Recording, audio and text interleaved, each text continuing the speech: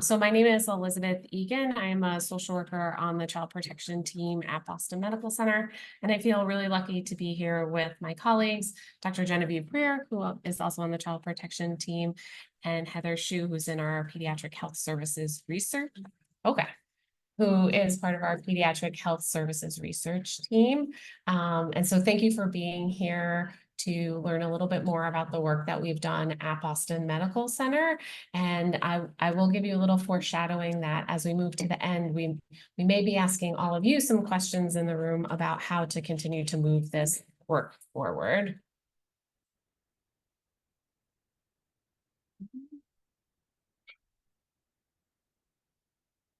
Is there a mouse? Oh, great, thank you.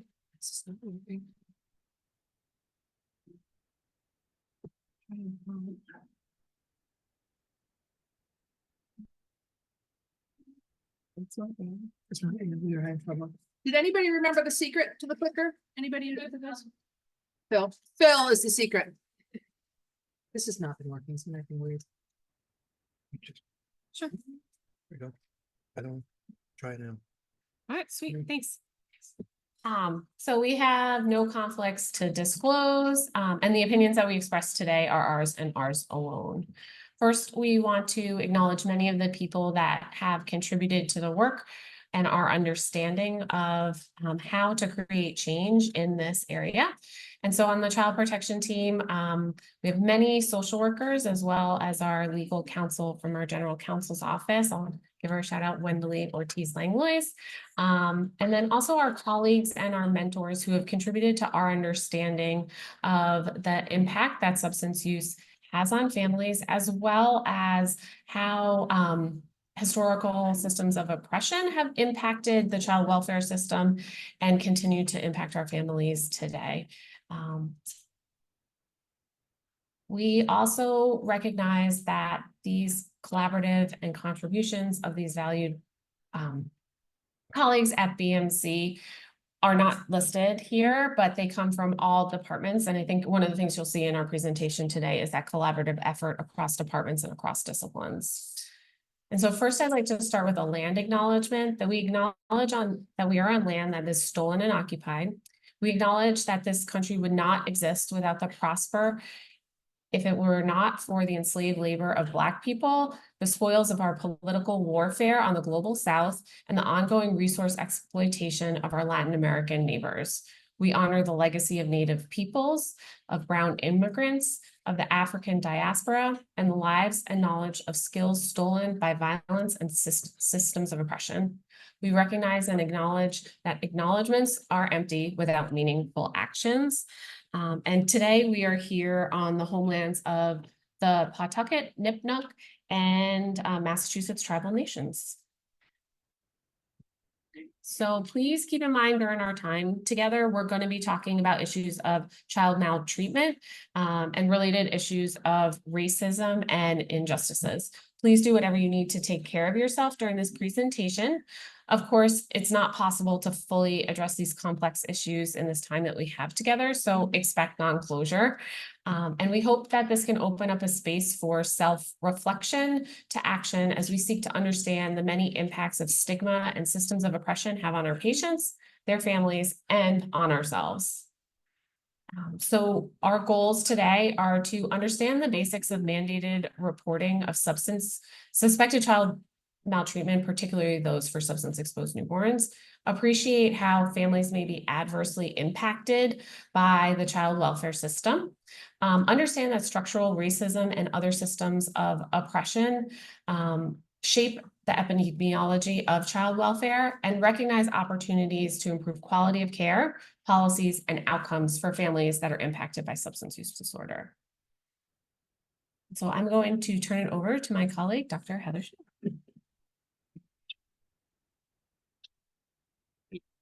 To frame this issue today, we're going to be talking about the story of a woman named Kayla Ford. So this is a photo from the Boston Globe from about a year ago. And this is Kayla Ford and one of her children. So when Kayla found out she was pregnant with her first child, She was using heroin and knew she needed help. She was fortunate enough to be able to access substance use treatment and was started on a medication that worked really well for her. And by the time that her first child was born, she'd been in stable recovery for months. However, under the state's mandated reporter law, clinicians in the newborn nursery filed a report to Child Protective Services, or CPS, when the child was born. They filed again when her second child was born 14 months later, and again when her third child was born, despite the fact that she'd been in stable recovery for 6 years at this point. So before we continue, I'd like you to just pause for a moment for perspective taking exercise. So perspective taking is an evidence-based practice from cognitive psychology that's designed to build empathy for other people and has been shown to mitigate the impact of bias on our actions. In this case, we'll be taking Kayla's perspective. So I'd like you to consider what it would be like to be in Kayla's shoes. You may have some familiarity about this based on professional or personal experience, but it can be helpful to sort of think in terms of, if I were Kayla, I would feel. If anybody feels comfortable kind of shouting it out, please feel free to do so. Otherwise, you can just sort of think to yourself how you would feel. Angry. So I heard angry, Humiliated. humiliated, scared, discouraged, and less than. So these are all good thoughts. So what I can tell you exactly what Kayla said, because she gave a quote about this. So she said, "The social worker even said to me, I don't even want to report you, but they make us. I have to. I remember toward the end of my third pregnancy being terrified that they were going to bring CPS back into my life. I was thinking about that more than the delivery." So this quote from Kayla really highlights the tip of the iceberg when it comes to unintended harms of mandated reporting. And from the literature, we know that mandated reporting is associated with parental anxiety, fear, and stigma. It really anchors evidence-based care like medications for opioid use disorder to systems of family policing, and is associated with decreased engagement in prenatal and postpartum care for substance use disorders. It is also associated with increased risk of relapsed substance use and opioid overdose among birthing parents. There are also really important disproportionate consequences of CPS involvement for families of color. And there's also no decrease in the incidence of neonatal opioid withdrawal syndrome, or NOWS, associated with mandated reporting. So given these harms, the question is kind of, how did we get here? And how do we reimagine a better path? But before directly addressing those questions, I'm going to pass it off to my colleague, Elizabeth Egan, again, who is going to do a little bit of level setting around the basics of assessing concerns for child maltreatment. Thank you, Heather. Okay, so that's what happens when you start to read some sections of the Mass General Law and become very familiar with them. So on our team, the Child Protection Team, typically when we think about consults and deciding whether or not maltreatment has occurred, we think about the two prongs of what child maltreatment definitions are. And there is abuse and there is neglect. So that can help to turn us into kind of a bifurcated way of thinking about some of the issues. So abuse is the non-accidental commission of any act or caregiver that creates a substantial risk of physical or emotional injury or sexual abuse. There is a subsection around sexual exploitation or human trafficking, and that is a distinction that the person that may be the perpetrator of those actions towards a child doesn't have to be a caregiver, but yet it still requires a report to the Department of Children and Families. And then the second one is the category of neglect. My colleagues will talk a little bit more about the statistics around filings in Massachusetts and nationally, but I will just say the majority of reports filed with CPS nationally and in the state and in our hospital are for concerns of neglect. And that is for failure of a caregiver to provide minimally adequate either food, clothing, shelter, medical care, inability to meet the child's basic needs, or provide other essential care to them. And one of the things I think is important to know about neglect that I always hold in my mind is that what minimally adequate is for child A and family A may be very different than what it is for family B and child B. So just something to hold that is not a standard line. It's based really on the family context. The other topic that we're going to talk about today that you will hear a lot is about protective concerns and protective factors. And those are the two pieces that we're looking at when we are doing a comprehensive assessment. And so protective concerns are circumstances that may negatively impact a child's health or well-being. And an example here is the presence of a perpetrator of intimate partner violence in a child's household. I will say that doesn't necessarily require a report to DCF. DCF has guidelines on filing when there's domestic violence present, but it is a protective concern for sure. And a protective factor is one that supports a child's health, growth, and development. Examples of that could be a parent who has a mental health diagnosis is engaged in treatment and mental health services to meet their child's needs. It can also mean that a protective parent that's involved in a relationship where there's violence, IPV, may be actively engaging in seeking a way to remove themselves from that relationship or safety planning for their child, right? So there are protective concerns that can also be outweighed by protective factors.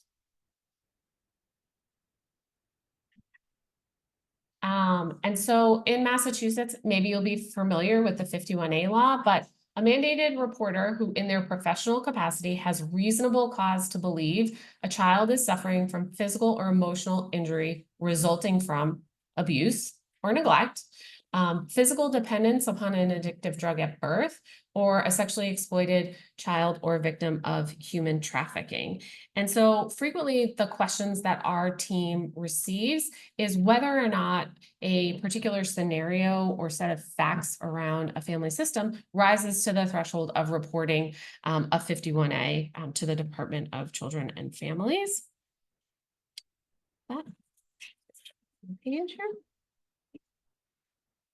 And so we're definitely going to return to this question as we move throughout the presentation about what are those protective factors that may serve to bolster parents' ability to provide care for a child and may also indicate that a report in and of itself is not indicated or a what sometimes is referred to as an automatic filing.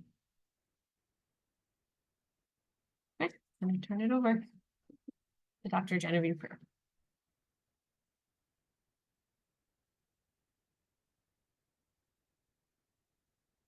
Thanks very much, Elizabeth. So before discussing prenatal substance exposure specifically, we want to provide a brief introduction to the epidemiology of child maltreatment in Massachusetts.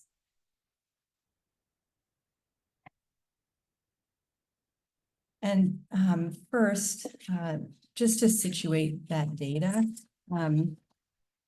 we would be remiss if we didn't mention and provide the context that it's well established that forcible separation of children from their parents and families is a recurring atrocity that spans centuries of American history, from slavery to Indian residential schools, to orphan trains, to incarceration, to deportation, to family separation at the southern border. So the understanding that this undergirding of structural racism in family policing is present is really essential context for knowing the ways in which communities of color in particular experience today's so-called child welfare system.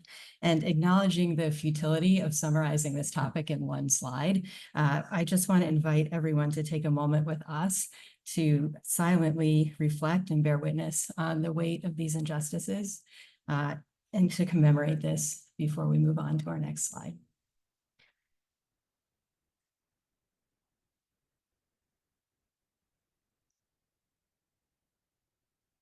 So keeping the past with us as we move into the present, we will next provide a brief overview of statewide data on child maltreatment from the Massachusetts Department of Children and Families. So children who experience substantiated maltreatment In Massachusetts in 2022, 87% were found to have experienced neglect, 8% physical abuse, 5% sexual abuse, and then 4% were deemed to be substance exposed newborns.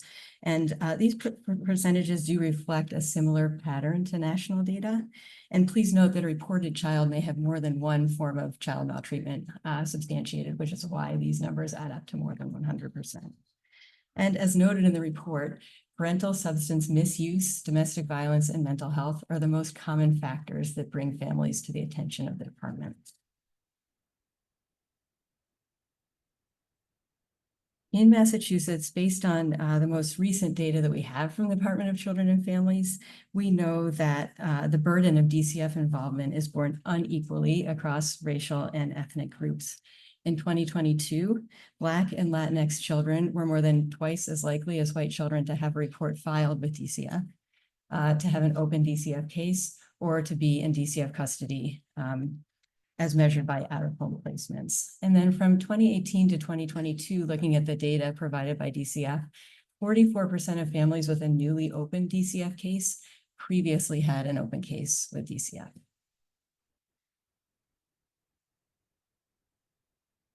DCF's budget was $1.195 billion for the state of Massachusetts in 2023. 1/3 of this was spent caring for children in DCF custody. 1/10 of this was spent to support families with an open case. And as a thought exercise, if we divided DCF's total annual budget by the number of children with an open DCF case in 2022, this would have yielded more than $27,000 per child for that year alone. It's really too much to expect, we think, for one agency to be able to intervene in a meaningful way in the setting of pervasive resource scarcity and systemic inequities. And this, I think, is clear from DCF as well. They depend on reports of suspected abuse and neglect to identify children in need of a child protection response. So building on that, just to say, if our systems chronically fail to prioritize the health and well-being of vulnerable children and their parents, then the outcomes are predictable. And now I'd like to hand the podium back to my colleague, Dr. Shu.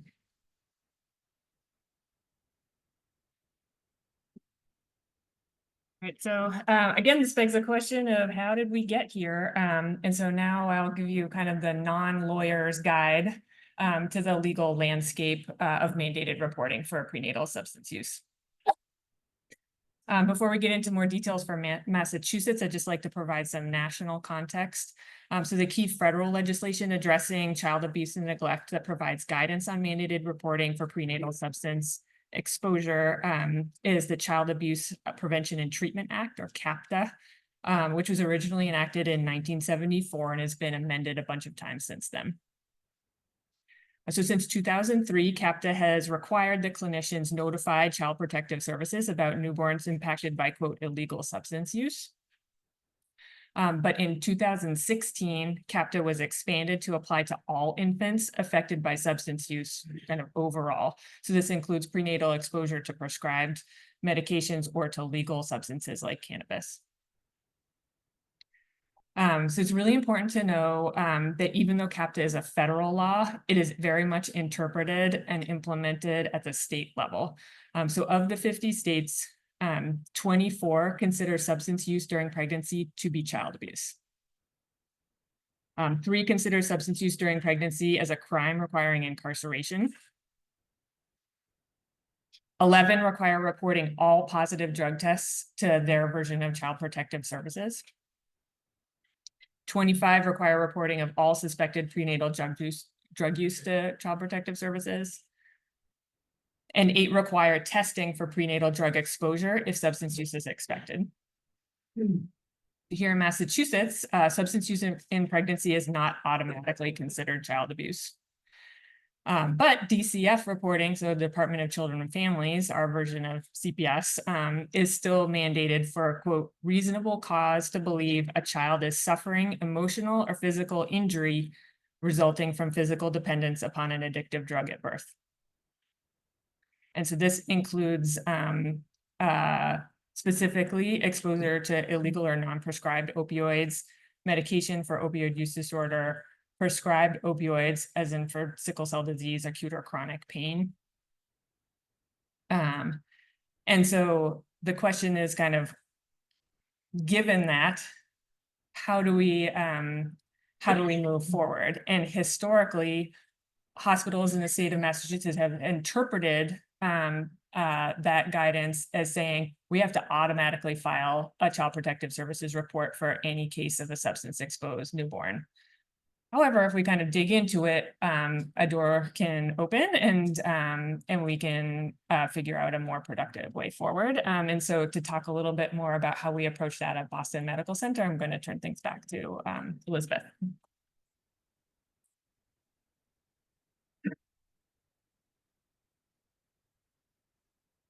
So as Dr. Schumann mentioned, we're going to talk a little bit about that door opening and how we moved away from the concept of automatic filings or automatic reporting, and how we created a solution, or how we utilized a solutions-focused framework to facilitate the adaptation and creation of alternatives while still working within the confines of a system that we've identified as one that is broken.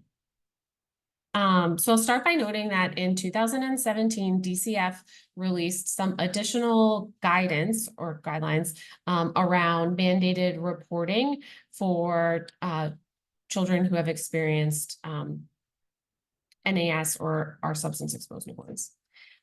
It really opened the window or the door, I think, at that point for our understanding that of the clinical considerations that we should be looking at. So it's pretty detailed, and so I'm going to go through just an excerpt of some of the information contained in that 2017 memo from DCF. So in Massachusetts, a 51A report must be filed when a newborn is physically dependent upon an addictive drug at birth and/or there is reasonable cause to believe that the child is suffering from abuse or neglect. They move on to talk about clinical considerations, which include a diagnosis of withdrawal from a substance or NAS, including infants who experience NAS due to medication-assisted treatment or other prescribed medications, a diagnosis of fetal alcohol effects or fetal alcohol syndrome, and newborns who are exposed to substances in utero and there's reasonable cause to believe the child is suffering from abuse or neglect. A newborn with a positive toxicology test should prompt additional conversations and/or future information gathering to understand better if a hospital or medical professional believes there's reasonable cause to believe the child is suffering from abuse or neglect. One of the things that really stuck out in our team's mind, and again, that door that opened, was this idea that abuse and neglect is now separated from the idea of the medical condition, right? And a protective concern for abuse or neglect should be identified before a report is filed. And so our team's interpretation of the guidance was that physical dependence upon an addictive drug at birth alone did not meet the reporting threshold, but rather there needed to be additional considerations or and identify of concurrent concerns for abuse or neglect of the child. And I think another important piece is just noting that a positive toxicology test is supposed to lead to a further conversation with the patient. It doesn't say it's supposed to lead to an immediate mandated report with the Department of Children and Families. And so at the same time, in our Department of Pediatrics, we were starting to have explicit and department-wide conversations about medical racism, several of which focused on the impacts of child welfare and the family policing system on the patients we are serving, particularly those who are patients of color and Black and Latinx for the most part. In our clinical work, it had become increasingly apparent that there wasn't a consistent, equitable framework for assessing and for reporting. And we became to become aware that there was likely over-reporting occurring given that 2017 guidelines. And so the change process itself was really a consensus building process that focused on an approach that brought in colleagues from across the hospital setting and all different disciplines. So having physicians involved, social workers involved, nursing involved, recovery specialists involved, I think really added to the understanding of multiple people's perspectives. And of course, we also include our legal department as well. And I think another strength of the approach that we took was making a meaningful decision to include residents and learners in the process as well. And so as part of this change process, we use something called the solutions-focused approach. And that's a framework that was initially created by Insoo Kim Berg around family therapy treatment for family systems, but it can also be used around creating consensus and identifying a preferred vision and plan for action for organizational change as well. And so when we think about what we would see when change actually happened and what our goals were, which were shared across the different disciplines, were that we wanted to deliver dignified whole family care that is diversity, trauma, and justice informed. We wanted to maximize newborn safety, promote parental engagement in recovery and treatment, use a multidisciplinary approach that achieves a high standard across all service lines, and develop guidance that was clear, uniform, equitable, predictable, and aligned with the requirements of the reporting requirements for the Department of Children and Families. So working within again, the framework that DCF has provided, and holding our values.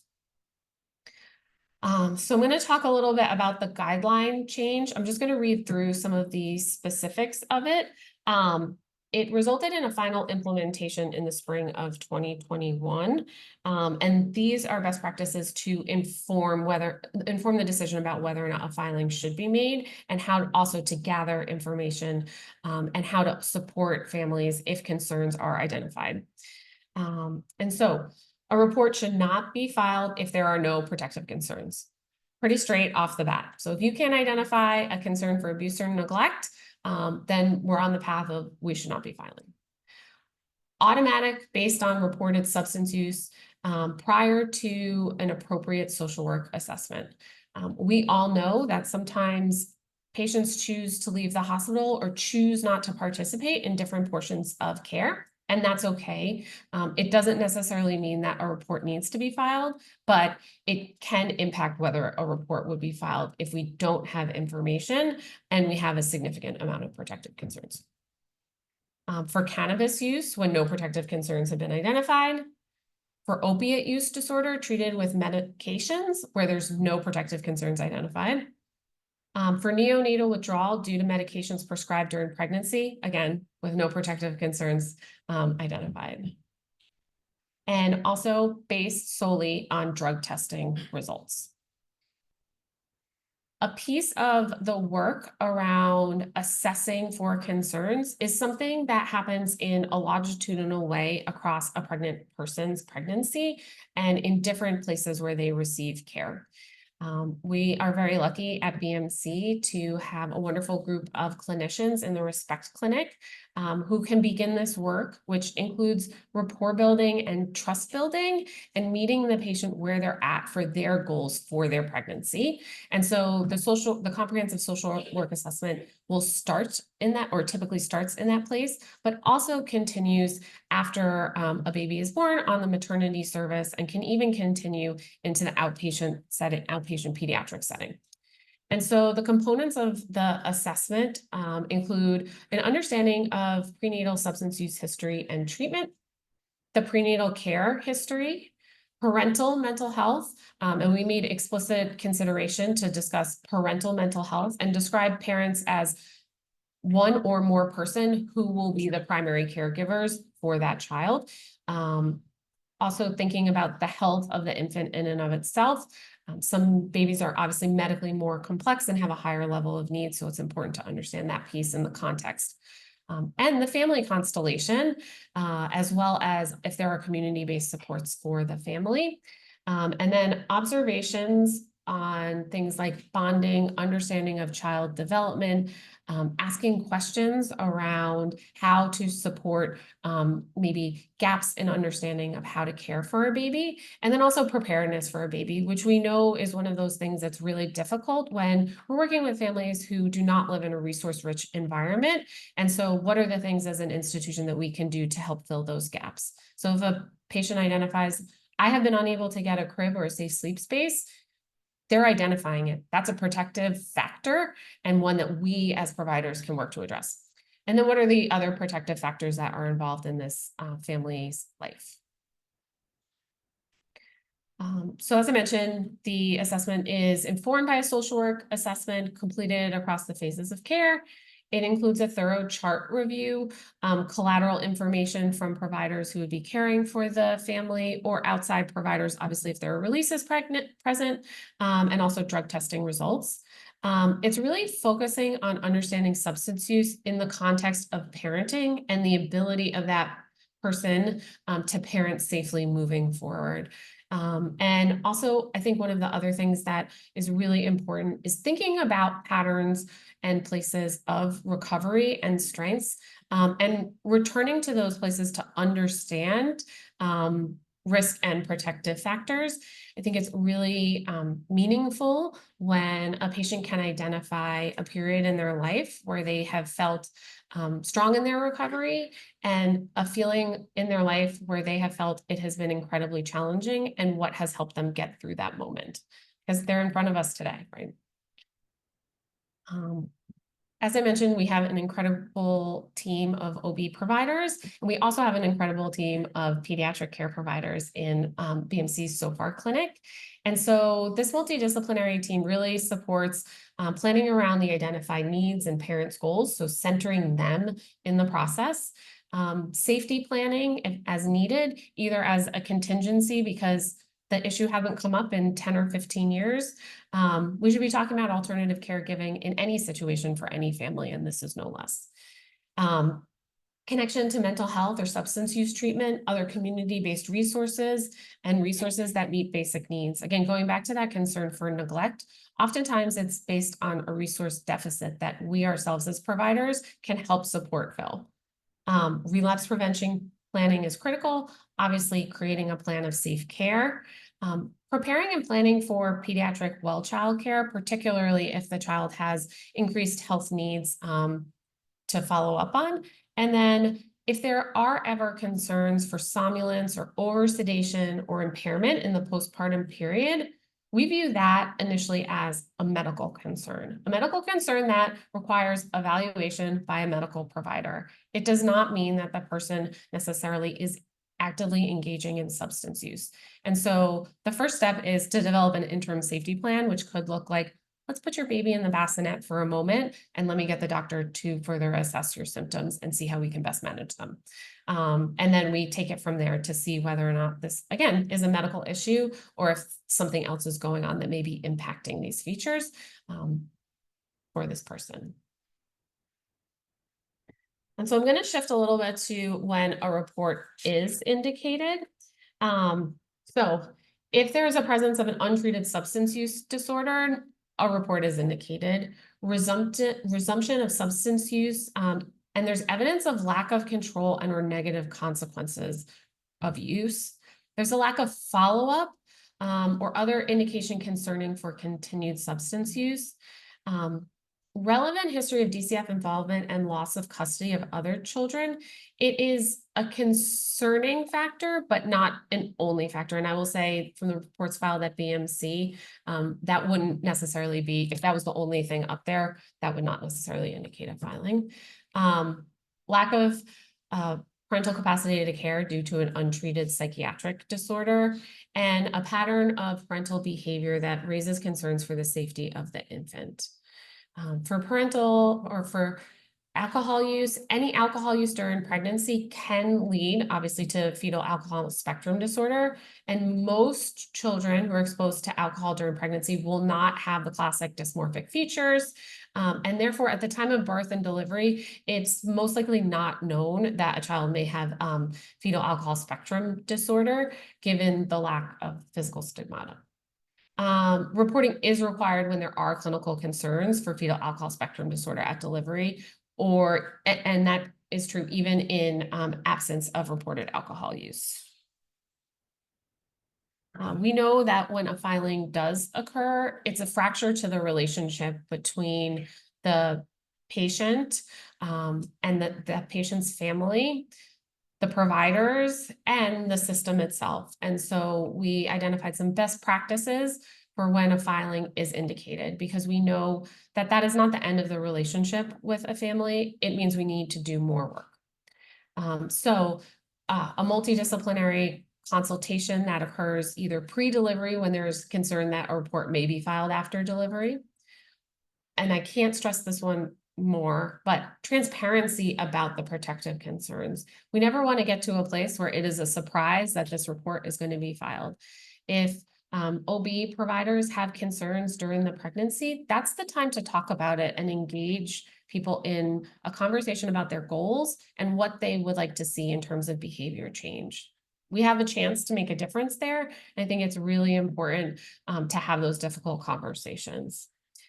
You want to include as much information as known at the time of filing, and you can always provide additional information during the investigation period. One of my big pet peeves for 51A filings is at the very last line of the filing, it says, "What are the family's strengths?" If there is nothing written there, that is a problem to me. We can always identify a parent's strength. And I think we really need to challenge ourselves to be able to see that and help our patients articulate what their strengths are. We want to always identify a hospital contact, and then filings can be based on self-report alone. Drug testing or NOWS is not needed if protective concerns are present. And again, ongoing engagement and support and recovery, and then coordinating with the identified pediatric care team for the child can also be a really important place of how to help support this person and their newborn child after they leave the hospital setting, and also obtaining releases of information to speak with DCF if that's something that the birthing person or the parents would be interested in doing, so that we can also talk about what we've seen in terms of the strengths that that person brings and the positive changes that we've seen. Our conversations with DCF shouldn't always be about what's going wrong. They really need to be about what's going right as well. Okay, I'm going to change it over to Dr. Shu to talk a little bit more about our solutions building approach. So as a health services researcher, I think that evaluation is really a cornerstone of any change making. So I'm going to kind of give you a whirlwind tour of the evaluation that we undertook. Yep. To evaluate the impact of BMC's guideline change, we aim to assess how birth hospitalization outcomes changed before and after. By conducting a retrospective difference in difference analysis, we were very lucky to partner with the Perinatal Neonatal Quality Improvement Network of Massachusetts and have data from 17 birthing hospitals in this state that were consistently reporting, even actually across the pandemic, which more power to them. We included about 3,600 birthing parent infant dyads in our analysis, 440 or 12% of which were from BMC. And we looked at outcomes between January 2017 through May of 2023. And we compared outcomes between BMC and all other birthing hospitals in the network, with all the other birthing hospitals not having implemented any new guideline. The outcomes that we looked at were the proportion of opioid-exposed newborns who had a DCF report filed with during the birth hospitalization, those who were discharged home with a biological parent, and then the newborn length of stay for the birth hospitalization. Our main difference model compared pre versus post intervention time period and whether the dyad was cared for at BMC versus one of the other birthing hospitals. We included year fixed effects, hospital fixed effects, and birthing parent use of any non-prescribed opioids or opioids of unknown source, as well as whether the newborn received NICU level of care. And then we also incorporated a guideline implementation watchout period from March to June 2021 to account for the fact that the guideline change happened kind of mid-quarter. So just to give some brief demographics. So at BMC, we have a higher proportion of birthing parents who identify as Black or African American. We also have a higher proportion of birthing parents who take both prescribed and non-prescribed opioids. And then the square here is a little bit offset, but we have a lower proportion of reported in utero substance exposure to cannabis, but that is also because we don't include THC in our urine tox screens. So to get to the results, so we were really happy to see that this guideline change resulted in a 45 percentage point decrease in the number of CPS or in the proportion of babies who had CPS reports filed at BMC. And as you can see in the green dots, that's BMC, and the orange dots are all other birthing hospitals in the state who are participating. In terms of balancing measures, we looked at discharge disposition. So this is the proportion of babies who are discharged home with a biological parent, and there was no change in that. And then there's also no change in the newborn birth hospitalization length of stay. So just to conclude for the study, so BMC successfully implemented our new guideline with a large reduction in reports filed during the birth hospitalization for opioid exposed newborns. And there were no significant changes in either custody at discharge or length of stay, which we interpreted as no impact on short-term disposition or kind of lack of filing leading to kind of differential sending a baby home, a differential determination on whether we could send a baby home with their biological parent. And also with the length of stay, no change in assessment of discharge readiness for the pediatrics team. The limitations of our study include lack of long-term follow-up and limited balancing measures. BMC was also the only institution that implemented the guideline change, and we do have kind of long-standing multidisciplinary dyad-focused care available. However, Mass General Brigham did implement a guideline change that was similar in April of this past spring.